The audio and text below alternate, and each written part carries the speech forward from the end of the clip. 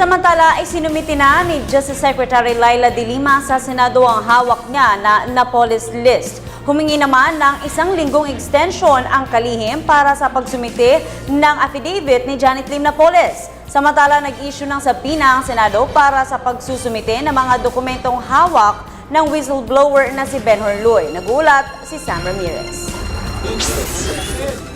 Nagtungo si Justice Secretary Laila De Lima sa Senado upang humingi ng 1 linggong extension kay Blue Ribbon Committee Chair Teofisto Gingonda III sa affidavit at listahan ni Janet Lim Napoles, ang itinuturong utak ng pork barrel scam.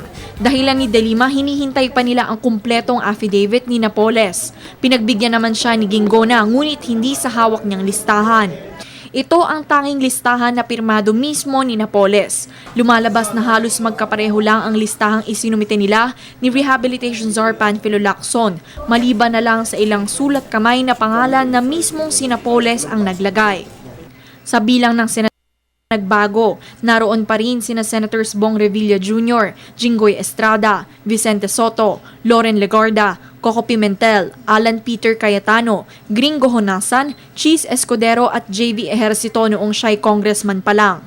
Ang dalawang dating senador naman ay sila Manny Villar at ang yumaong si Robert Barbers.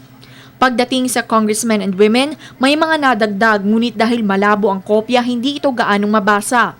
Ilan lamang sa mga nadagdag ay sina Renato Unico, Julie Zalteca, isang nagngangalang Gulyas, Emano at Kong Angara Apo. Nagpadala agad ng kanyang PDAF record si Senator Sonny Angara upang sagutin agad ang alegasyon laban sa kanya kung siya nga talaga ang itinutukoy bilang Kong Angara Apo.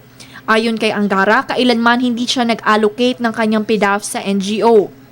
May ilang nadagdag din sa government agencies. Sa ilalim ng Department of Agriculture, maliban sa isang Kong Gonzales, hindi na mabasa ang ibang nakasulat. Sa ilalim ng mga ahente, may nadagdag na isang Celia Kuwasay, Agent Kong Maite at Butch. Nagpalabas naman ng Stecom ang Senate Blue Ribbon Committee para kay Principal Whistleblower Ben Horluoy. Ipinapasumite ng komite kay Luy ang soft copy ng kanyang mga digital records na may kinalaman sa PDAF scam. I signed the subpoena yesterday. Another subpoena, sir? Yes, and subpoena do Stecom not for a hearing, just for the production of this digital.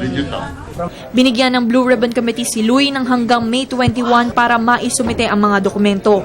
Samantala, maaaring ipagpatuloy ng Senate Blue Ribbon Committee ang pag-imbestiga sa pork barrel scam, ngunit kailangan raw munang pag-aralan ni Gingonda ang lahat ng dokumento na kanilang matatanggap. We will have to evaluate everything. So we'll have to wait for the affidavits.